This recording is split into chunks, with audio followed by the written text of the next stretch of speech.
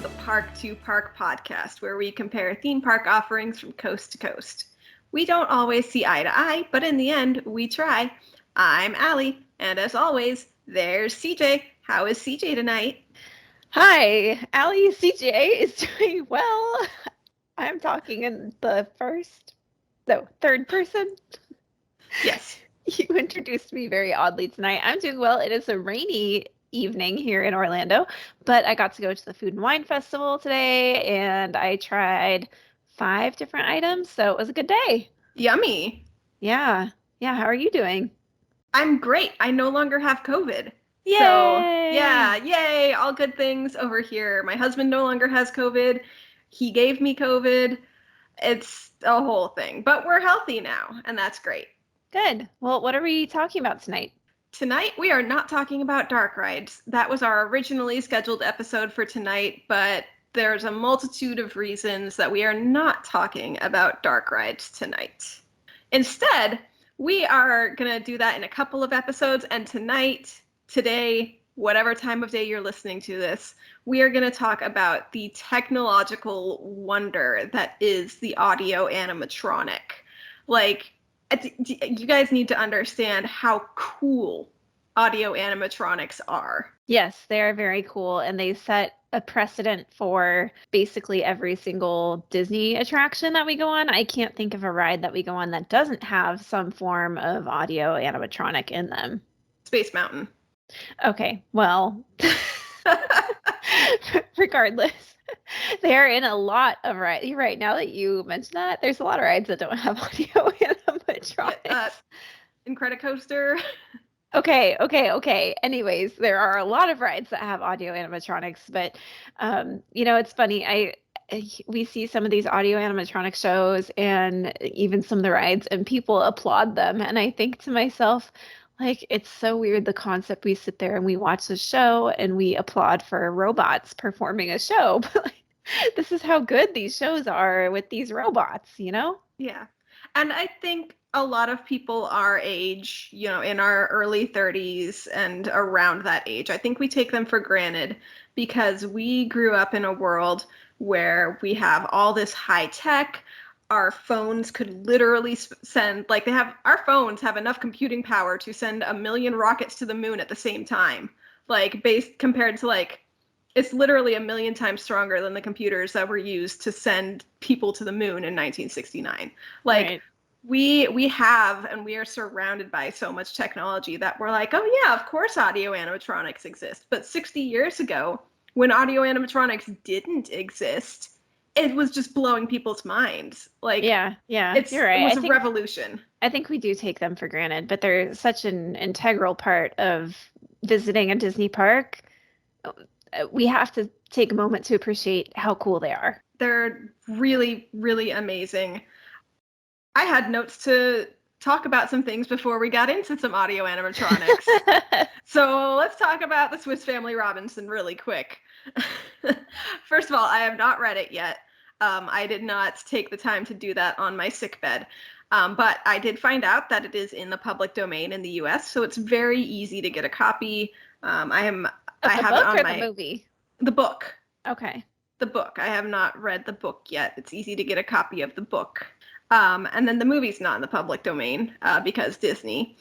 And apparently, a remake of the live-action film was announced at the 2020 Disney Investor Day.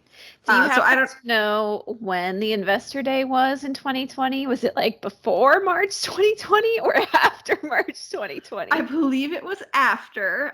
The articles that I read were dated to December of 2020. Oh, okay. Interesting. Because I was going to say I haven't heard any movement about a Swiss Family Robinson remake, and I was wondering what the timing of that was. No idea, but Disney said they were going to do it. So okay, we'll see what happens. They said they're going to do a lot of things, and yes, open the Tron ride. And they're working on that. At least you can see progress on that happening. They also said they were going to temporarily close the Rocket Rods and bring it back, and still waiting on that one. Well, they're working on that. It's just a really, really expensive refurbishment. Anyways, So TBD on that Swiss Family Robinson remake, huh? And the Rocket Rods remake, yes. Yes. Okay. Anyways, so let's thanks for that update because I was curious about that. So thanks for researching that. Let's switch gears back onto the wonder that is the audio animatronics. What's our first attraction we're talking about today? And remember, these are pre-1971 audio animatronic shows that we're talking about today. Yeah, so we're not talking about any of the cool new ones from the 2000s plus. We're going back to the original. We are starting with Walt Disney's Enchanted Tiki Room. Now, this is one that I personally love, and I don't know why I love it so much, but I love the Tiki Room. So my favorite thing at Disneyland and at Magic Kingdom, frankly, is singing along with the birds.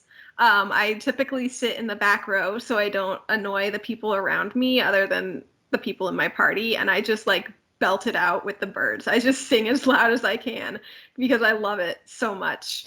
And I also like the fountain. I think the fountain's really cool. The fountain is cool. I like that you can eat a Dole Whip inside the show. Especially at Disneyland, it's really easy to just like whip around. To Dole Whip around. I like that you can whip around the backside of the little Dole Whip hut and pick up a Dole Whip and go right in the show and just sit down in the air conditioning and eat your Dole Whip. They make it real easy out there. And I also like the pre-show at Disneyland. They kind of educate you on the different like tiki gods and goddesses. To be fair, I don't know if these are real gods and goddesses from actual cultures. They are for real? Yeah. Okay. I have some trivia about the Magic Kingdom one involving a god that is not real. So I didn't know about the Disneyland ones. And what about Magic Kingdom? Well, I like the pre-show over there too. It's different than the pre-show at Disneyland. It is. It has these two little Barker birds and they're sitting on top of a god. I'll share more about that in a little bit. It's just different and it's funny. I'll share more about it, but I like that the pre-shows are different and yeah. Well, the Enchanted Tiki Room opened at Disneyland on June 23rd, 1963. And at Magic Kingdom, it was an opening day attraction, October 1st, 1971. At Disneyland, Walt originally intended this to be a restaurant, and it's actually the same building as the Jolly Holiday Bakery, which CJ pulled it up on satellite view on Google Maps, and my mind imploded. How many times have I been to Disneyland? I can't count, literally, and I never knew that. Anyways, this Tiki Room restaurant would have shared a kitchen with what's now the Jolly Holiday Bakery and what was a Tahitian Terrace, because that's also the same building. The Tiki Room building was Disneyland's first fully air-conditioned building.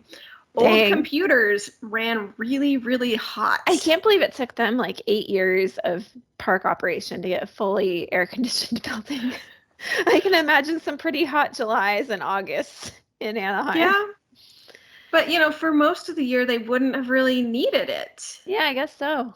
You mentioned the Barker birds out at the Magic Kingdom. Well, Disneyland used to have their own Barker bird named Juan, Jose's cousin, and he would entice guests and, also just be a display of the audio-animatronic technology because this was brand new technology. The birds have real feathers, but their chests are made of a special cashmere. The story goes that one of the Imagineers saw Walt's elbow bend in a cashmere sweater and went, that's exactly the movement of material that we've been looking for making the birds breathe. So that's the legend.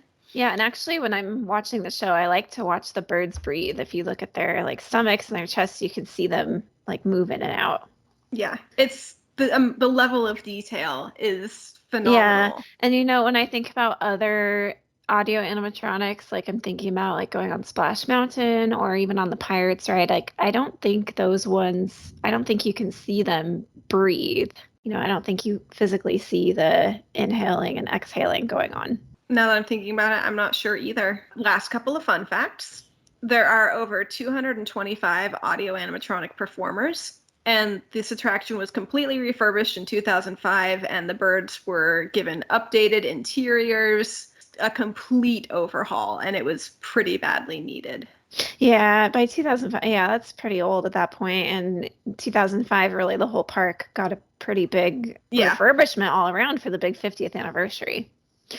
So Magic Kingdom, this attraction was originally called Tropical Serenade, and it was part of this pavilion complex called the Sunshine Pavilion, which featured both the Sunshine Tree Terrace and Tropical Serenade.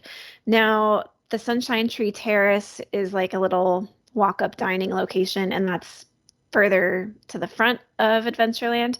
And now Aloha Isle is where Sunshine Tree Terrace was. Those two locations have switched spots, basically. They just swapped the signs, I guess. It was renamed the Enchanted Tiki Birds in 1993, and then it was replaced in 1998 with the Enchanted Tiki Room under new management, which featured Iago from Aladdin and Zazu from The Lion King. It was not very popular. It was kind of bizarre, and it closed in 2011 after a fire broke out that damaged the Iago animatronic. It reopened on August 15th, 2011 as Walt Disney's Enchanted Tiki Room. And the current show is just a little bit shorter than the Disneyland version. Just a couple of the songs are a little bit shorter. It kind of throws me off because I've been to the Disneyland one so many times. I'm expecting a couple of the songs to go on a little bit, and then it cuts, and I'm like, well, wait a minute, this should go on a little bit longer, and it doesn't. Yeah, when I was there in March and we went to the Tiki Room, I was expecting Let's All Sing Like the Birdies Sing to have the sing along with us portion, and then it didn't, and my little heart broke because that's, they're encouraging the sing along that I was already doing. Yeah. So at Disneyland, the Enchanted Tiki Room is at the very entrance to Adventureland from the hub.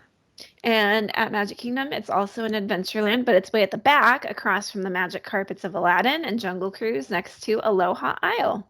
The pre-show at Disneyland teaches about the Polynesian gods using audio-animatronic depictions of them around the Lanai area. They say their little rhyming thing, and they do a little audio-animatronic magic. There's also a Dole Whip stand, as CJ mentioned, and there's a queue inside the Lanai area, and there's a queue outside the Enchanted Tiki Room attraction. So if the outside line looks a little bit long, you could just duck into the Tiki Room and see if there's a shorter line in there, and without actually having to commit to going into the Tiki Room. Although you should commit to going into the Tiki Room. You should always commit to going into the Tiki Room. It's a great attraction. And the Disneyland Tiki Room waiting area has a bathroom up there. Did you know that? Yeah, we've been in it. It's so tiny. I don't think I've been to that bathroom, actually. I think that's like the one bathroom in Disneyland I've never been in. Well, you'll be there in, a week? Yeah. Maybe you should go to the bathroom there. Maybe I should. So the Magic Kingdom... I wasn't done. Oh, sorry. And the building... Don't interrupt while I'm talking. Is that how it goes? No, quit talking while I'm interrupting. There we go. The building itself is described as a ceremonial house in the heart of Polynesia. The other thing that I really like is they have that video about like the Dole plantations and the pineapple. You can learn all about how the pineapples grow in Hawaii on the Dole plantation. It's so educational and very sponsored. Yes. The Magic Kingdom version looks quite different from the Disneyland version. There's a huge tower out front, possibly inspired by a pagoda from the province of Bali in Indonesia. It's got a covered entryway with a thatched roof. The entire waiting area is covered. It's like a 3-tiered waiting area that leads to the doorway to the show. The Disneyland waiting area is like a big square, and it's really not covered. So if it's raining, too bad, so sad, you're getting wet. But at Magic Kingdom, if it's raining, it's a great place to go in the rain because the waiting area is completely covered. And the waiting area faces this like tropical waterfall area where there's these two birds talking with each other. And there's a god named Citricoa who's holding these two birds. Citricoa is the Polynesian god of health and the patron god of the Sunshine Pavilion. Citricoa is a made-up god. He's not real. Disney made him up, and he was made up to promote the Florida orange growers, who were the original sponsors of the Sunshine Pavilion back when the park opened. The two birds are named Clyde and Claude, and these are two toucans who have traveled the world together, and they just happened to find the Enchanted Tiki Room, and this is their new home. Well, two can sound better than one toucan can. So That's true. They're eventually interrupted by the banging of a gong, and then the cast member comes out and leads the guests into the show. So, yeah, if you get there a little bit early, you at least have some entertainment to keep you entertained while you wait for the show to start. There's also a little bit of background music at Disneyland. It's drum track. It sounds very traditional Polynesian. That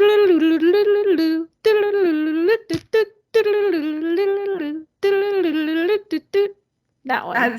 As performed by CJ. Is that good? Was that good? Sure. That's what it sounds like, doesn't it? Sure. I really like that song. It gets stuck in my head. You should make it your ringtone. Did I sound like a ringtone? Sure. Okay, well, at the Magic Kingdom version, the music in the queue, there is no music except for that. It's the same thing after Clyde and Claude. I'm sorry, before they come out. I'm sorry, after Clyde and Claude are done with their little thing as the guests enter the show. And then there's a little bit of tropical music before Clyde and Claude come out, just for a little bit.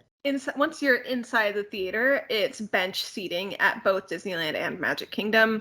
At Disneyland, the back row is the most comfortable and has the most support for your back, but all the seats are cushioned, as confirmed via YouTube.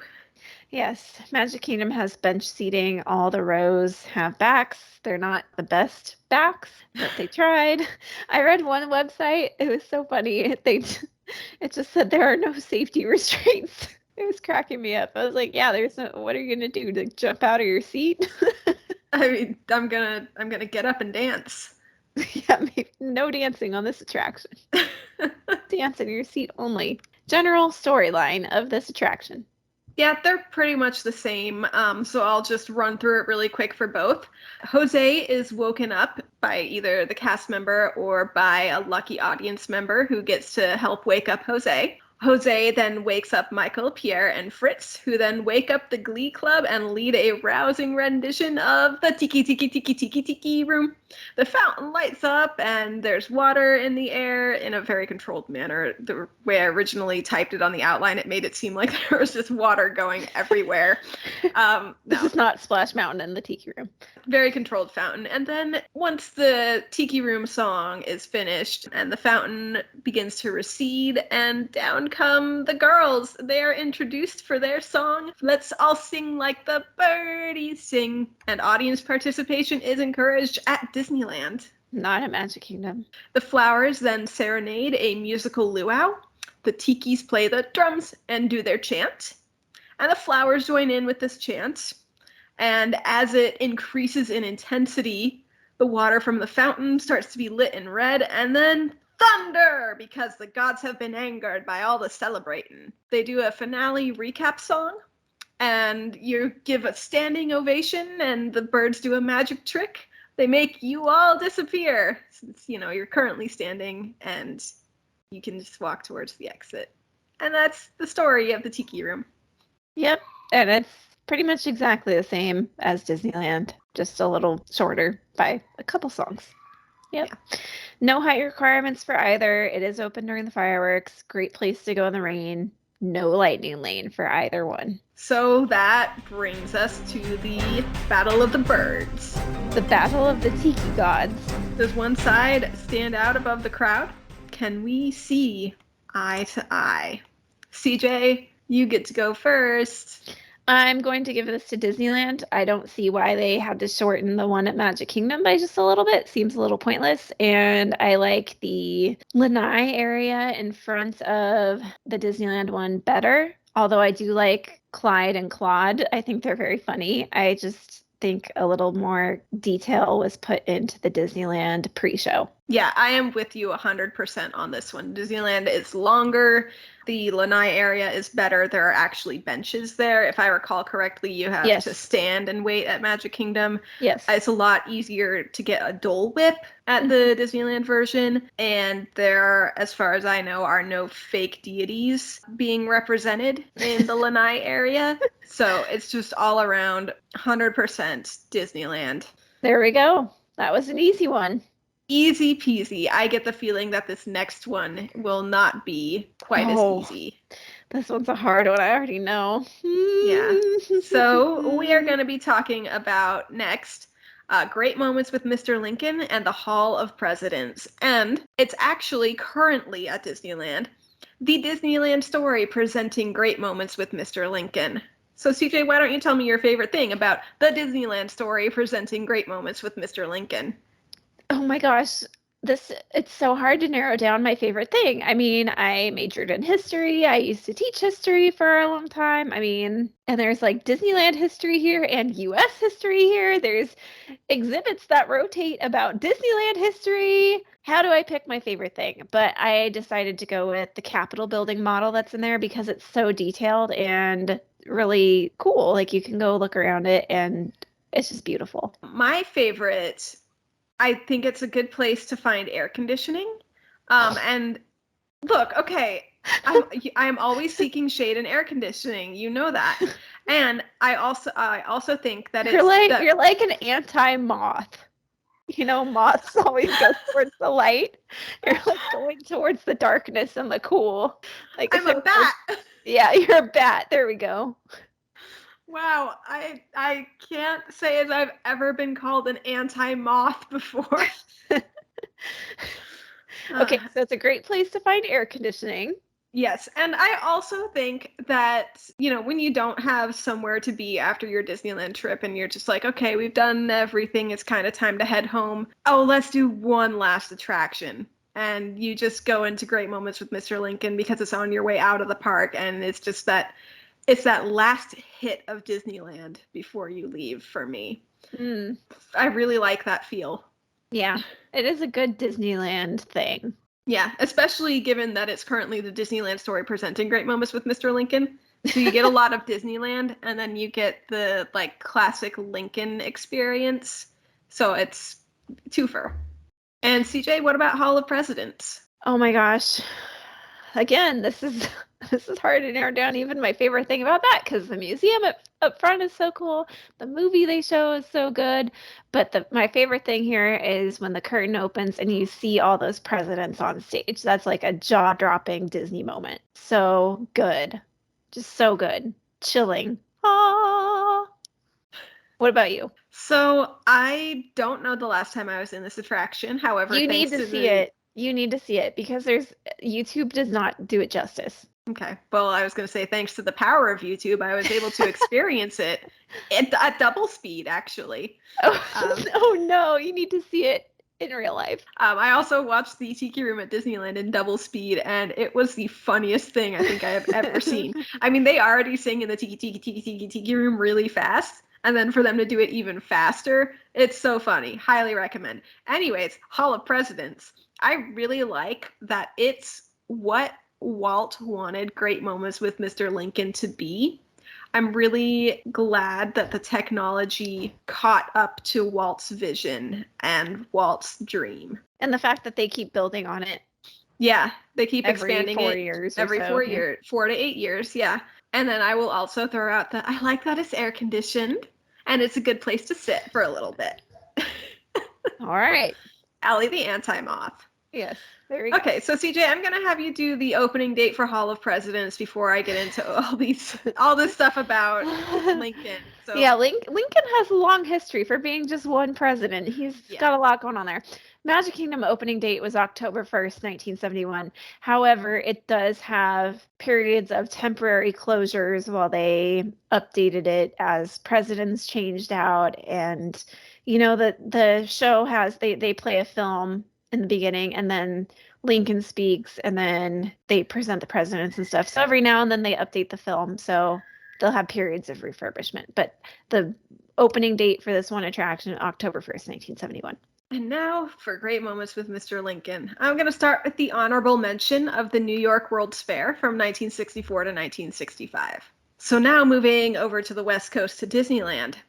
The original version operated from July 18th, 1965 through 1972. Next, we had the Walt Disney Story from 1973 to 1975.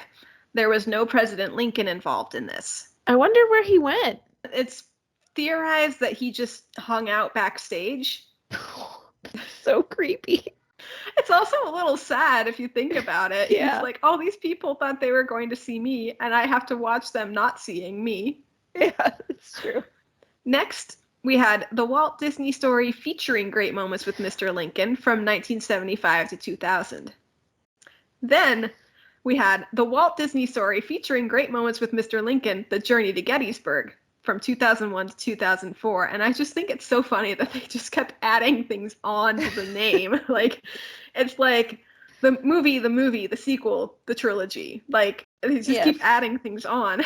Yes. This iteration of The Great Moments with Gettysburg Mr. one. Lincoln. Yeah, the Gettysburg one stands out in my mind for when you get a haircut and you could okay. ASMR haircuts. Explain what this is to our listeners who may not know. So do you remember the details of this? So pretty much the plot is you're a Civil War soldier and you're getting your photo taken by photographer Matthew Brady, I believe is the general plot. But before you do that, you gotta get yourself cleaned up and you go get a haircut.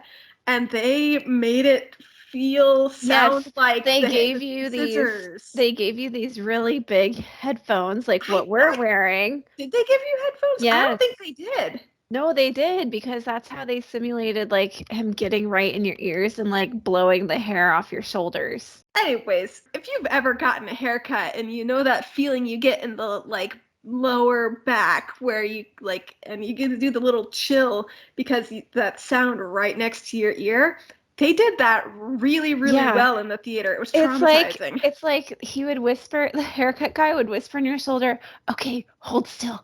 I just need to trim right above your ear. Snip, snip. Like the scissors would snip, and then he'd like blow the hair off your shoulder, and it would be like right in your ear, and it was horrible. And I want to say like they would do like I don't remember them blowing the hair off your shoulder, but like if they did that, I'm sure they also had a blow effect in the theater so you could feel the air. I just read it says this entire 12-minute show was done with the use of headphones with binaural. Let me Google this. Disneyland binaural sound technology. It was very well done, but it was sure. Binaural recording is a method of recording sound that uses two microphones arranged with the intent to create a 3D stereo sound sensation for the listener of actually being in the room with the performers or instruments. So you can imagine that it sounded like getting a haircut. Yeah, it's intended for replay using headphones and will not translate properly over stereo speakers. I didn't remember the headphones bit. I thought they did it in the theater. Although now that you've explained it, makes sense. I've just tried to block most of that part of it out, though. Yep. So anyways, Journey to Gettysburg featuring ASMR haircuts, 2001 to 2004. Much like we mentioned, the rest of the park everything got refurbed for 2005. Lincoln was no exception. Disneyland, the first 50 magical years, ran from 2005 to 2009. And it is currently the Disneyland story presenting great moments with Mr. Lincoln from 2009 to today. The Disneyland first 50 magical years video plays in the lobby, and then you go into the theater for great moments with Mr. Lincoln. Yeah, so you can see a 17-year-old video out in the lobby. It's a good video. It is. It's got two of my favorite characters, Steve Martin and Donald Duck. I mean, I know Steve Martin's a person, not a character, but he has a very strong personality. So yes, and the two of them together are hilarious. So, shall we? We have a lot of fun facts for both of these. There are so many fun facts. Yeah. You want to go first on this one? Sure, I can go first on this one. Yeah, we have a lot. So if you really like history and you like presidents and you like Disney, here you go. Here's your fun facts and history and trivia. National Geographic called the first audio-animatronic Lincoln alarming because it was so realistic. The technology of the time couldn't create what's now the Hall of Presidents, which is what Walt wanted, so the Imagineers focused on one president, Abraham Lincoln, because that was Walt's favorite, kind of Walt's hero. The show was originally in the Illinois State Pavilion at the New York World's Fair from 1964 to 1965. Lincoln's face was sculpted by Imagineer Blaine Gibson from I think it was a death mask, right? Mm-hmm. Mm-hmm. Yeah, so basically Lincoln died, they took a cast of his face, and you have a death mask. So it's very accurate. The Lincoln Audio-Animatronic that was in the New York World's Fair was thought to have been lost It got packed and shipped back to California from the World's Fair. And then just that, I guess nobody ever opened that crate for decades. Yeah. So it's amazing how unorganized the Walt Disney Company used to be. Yeah. But they did eventually find it, and that original Lincoln is on display in Hollywood Studios, actually, in Florida now. Abraham Lincoln was voiced by actor Royal Dano. The 2001 to 2004 edition had Corey Burton as Matthew Brady and Warren Burton as Abraham Lincoln. Oh, Corey Burton does so many voices in the Disney parks. I'm pretty sure he does the ghost host voice during Haunted Mansion Holiday. However, the 2009 version reopened with a new electronic audio-animatronic and the return of Royal Dano's voice. They used the same script that was used from 1984 to 2001, and they found a cleaner recording of it. So it sounds fresher and not quite as bad as it used to. The Opera House, which is where the attraction is, from December 1961 to 1963, the Opera House had a display of movie sets from the 1961 musical Babes in Toyland. And from 1963 to 1964, the Opera House was the Mickey Mouse Club headquarters where young guests could sign up and get a membership card. Yeah, there's some pictures floating around online of families visiting the park and going to the Babes in Toyland set. And it just looks so cheap. It just looks like wooden cutouts that they're posing in front of. I mean, they kind of were, weren't they? I know. It's just weird. And then you look at the building now and how elegantly it's decorated and the nice music and this lovely theater. It's like, how do you get from this like warehouse with wooden movie sets to like this really nice theater? So we know that that Lincoln's face was sculpted by Blaine Gibson. However, Lincoln's guts were designed by Bob Gurr.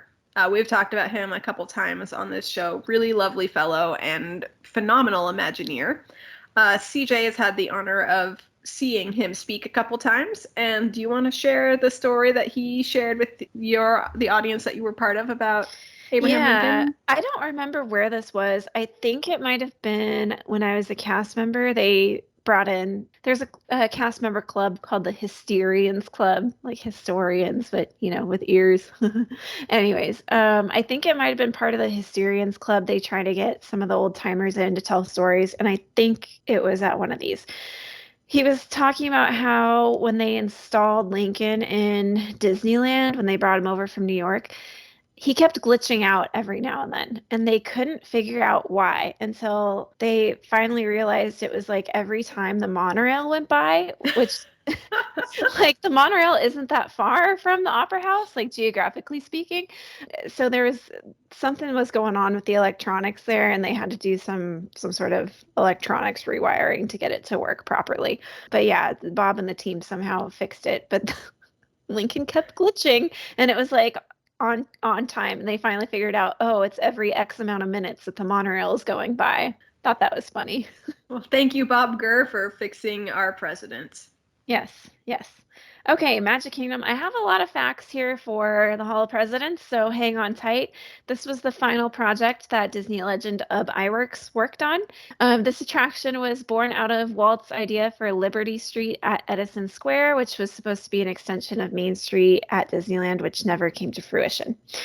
The original version of the attraction, which opened with opening day of the park, all the way through 1993, featured a reenactment of the Philadelphia Convention, aka the Constitutional Convention, but it was renovated in October 1993 after Clinton had been elected to office. Eric Foner, who is a history professor at Columbia University, he's very well known. I'm pretty sure my bookshelf over here has some textbooks by him. I know his works very well. He receives the credits for rewriting the script and making these changes that lasted until early 2017. He also rewrote Lincoln's speech to make it kind of more clear and concise. Clinton was also the first president in the show to provide his voice to recite the oath of office, as well as a speech for his audio-animatronic. Every president since Clinton has done that, except for Joe Biden, who did not record remarks. They just did the oath for Joe Biden. I'm not sure why Joe Biden didn't do remarks. Not really sure on that. So some other changes made during that 1993 refurbishment include new narrators and voice actors. Lincoln got eyeglasses. Royal Dano, who's the voice of Lincoln over at Great Moments with Mr. Lincoln, was ill and he could not record the revised speech. So Peter Renaday recorded Lincoln's new speech. He's done some work for Disney for other things. Like, for example, he's the narrator for The People Mover from 1994 to 2009. During the Obama years, Royal Dano's recording was restored. A clip of the Saturn V launch was replaced with footage showing the first launch of the Space Shuttle Columbia, which had been recycled from the original version of the Universe of Energy over at Epcot. During the Trump years, they created a new film called The Idea of a President, and it focuses on what a president does. Like, what is the job of a president and how does the president govern? How do they handle challenges during their presidency? And it focuses on several different presidencies, basically. J.V. Martin is now the voice actor for Lincoln and remains to this day. During Biden's administration, Biden was obviously added as an audio-animatronic, but he just says the oath of office, and he did not add any remarks. Blaine Gibson, who sculpted Lincoln, as you discussed, sculpted all the presidents through George W. Bush. And I just looked it up because I was curious. You mentioned that Royal Dano was ill and couldn't record for the 1993 refurbishment. He actually passed away in 1994. Yeah. So. Yeah, I knew he was getting pretty up there. Yeah, he was a remarkable actor. Never seen anything that he was in except for Great Moments with Mr. Lincoln. But apparently he really looked the part of Lincoln. And I'm pretty sure he played Lincoln in a movie. And that was kind of why Walt wanted him for this. Yeah. All right, let's talk about location. Yeah, at Disneyland, it's on Main Street, USA, in the Opera House, pretty much the first attraction that's not the railroad that you see when you get into the park. Yeah, actually, it's in the same location as the Town Square Theater in Magic Kingdom. So Disneyland has an Opera House, Magic Kingdom has a theater. Okay, Hall of Presidents in Magic Kingdom. It's in Liberty Square. It's the first attraction you'll see on the right side across from Ye Old Christmas Shop. Do you know why Magic Kingdom has Liberty Square and not New Orleans Square? I have a feeling you're about to tell me. Do you have a guess? No, I know some other fun facts about Liberty Square, but not why. Think about where New Orleans is located in real life. Closer to Florida than to California? Ding, ding, ding. Yeah, the thinking was like New Orleans is so geographically close to Florida. Why would we build a New Orleans Square in Florida? Let's build something different. So they built Liberty Square. So New England is far enough away? Yeah, I guess. I mean, I know a lot of people like from the East Coast will go down to Florida instead of flying to California for their Disney park fix. So that doesn't 100% add up for me. But they're also going back to like 1700s Liberty Square. Yeah, it's so yeah. Modern New England. I haven't been to New Orleans, but I guess it still looks historical in places. Yeah. You haven't been there either. So. No, I haven't. But from what I've seen, that it kind of looks like that. But I guess New England looks like that too. Parts of it does. My friend lives in Old Town Newcastle, and it feels colonial. I mean, there are like still cobblestone streets there. Right. And that's in Delaware, just to clarify.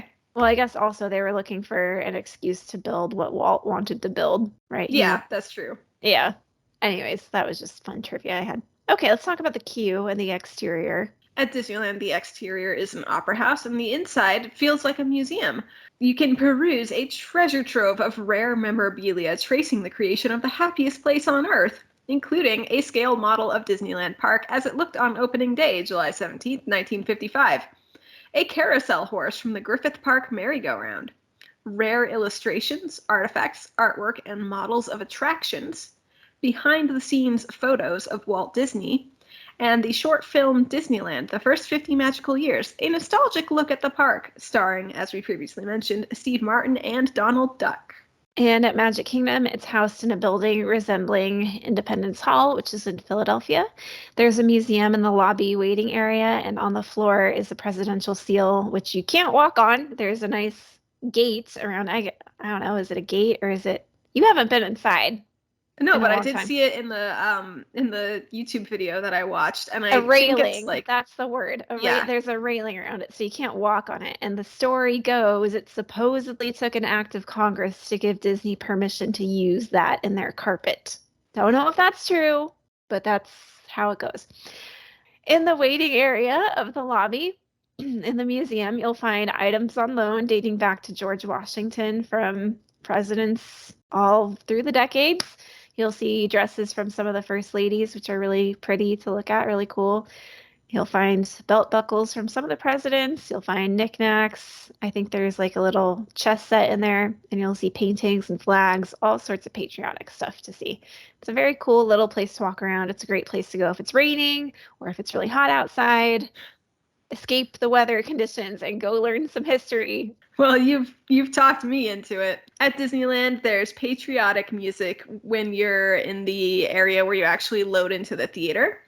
In the front, there's music kind of themed to the exhibit going on. So, for instance, CJ found a video where there was a Haunted Mansion exhibit and there was Haunted Mansion music being played. So they theme it to what you're looking at. Yep, and at Magic Kingdom, it's patriotic music.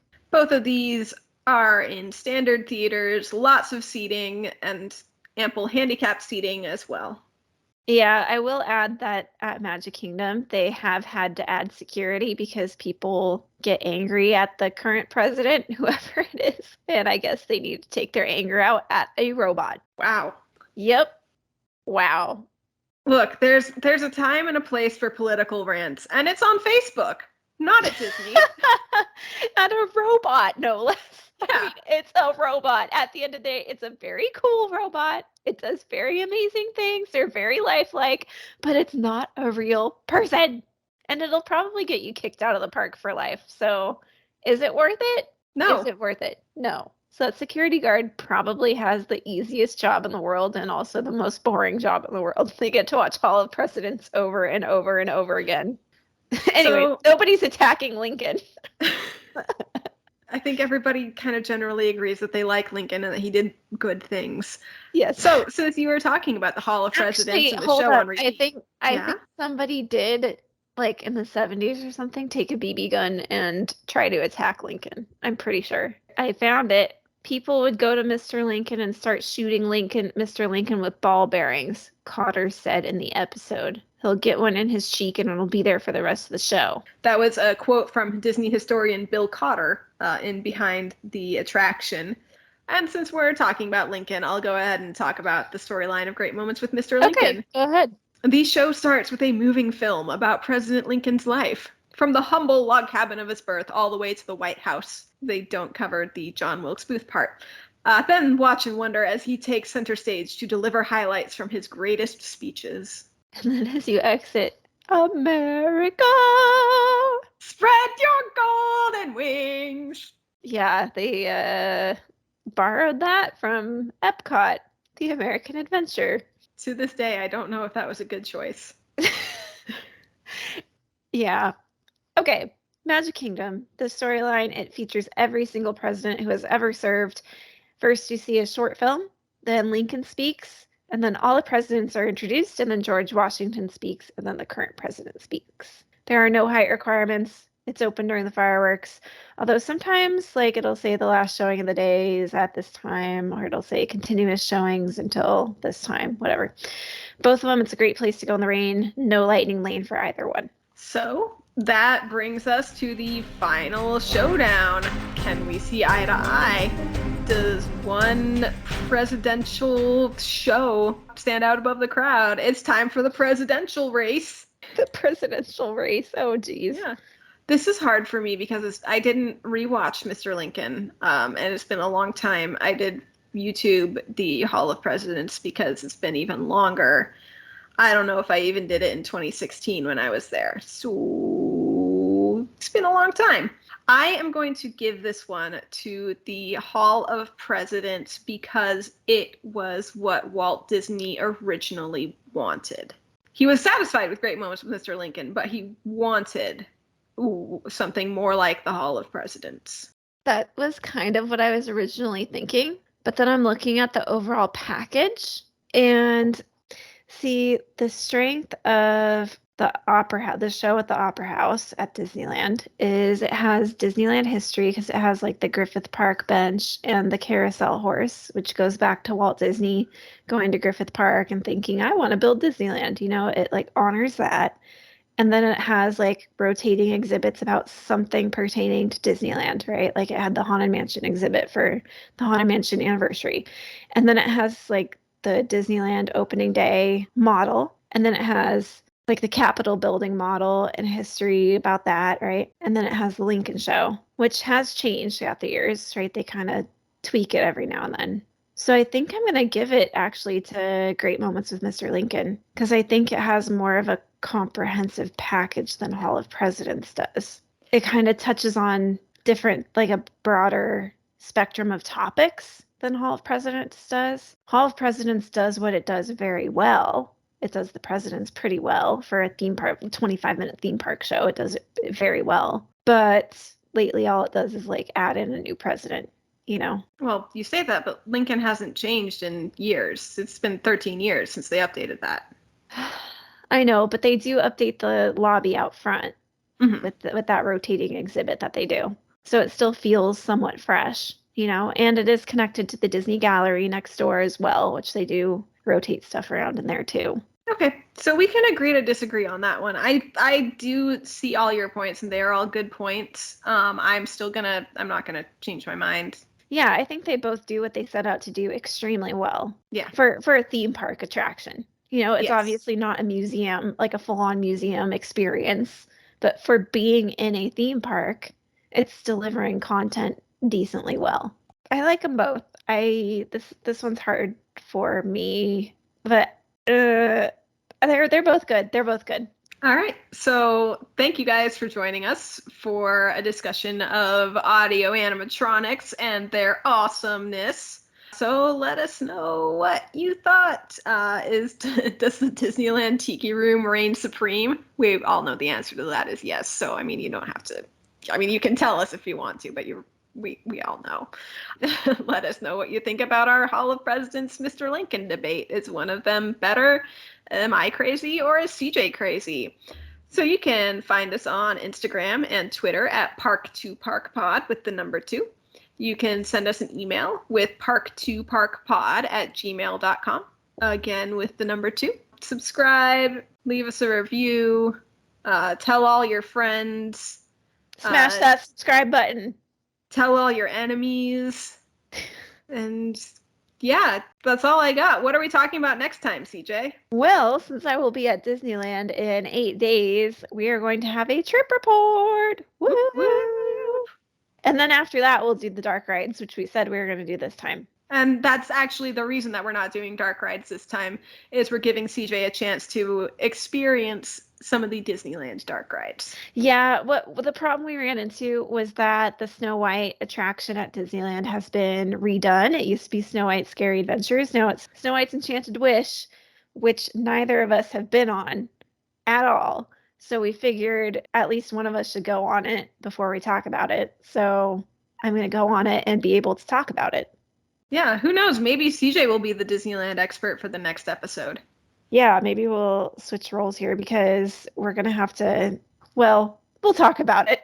We'll figure it out. We'll talk about the Magic Kingdom problem on our dark ride episode. But yeah, we'll do it. We'll do a trip report for our next episode. Should be a fun time, and we'll see you in a couple weeks. See ya.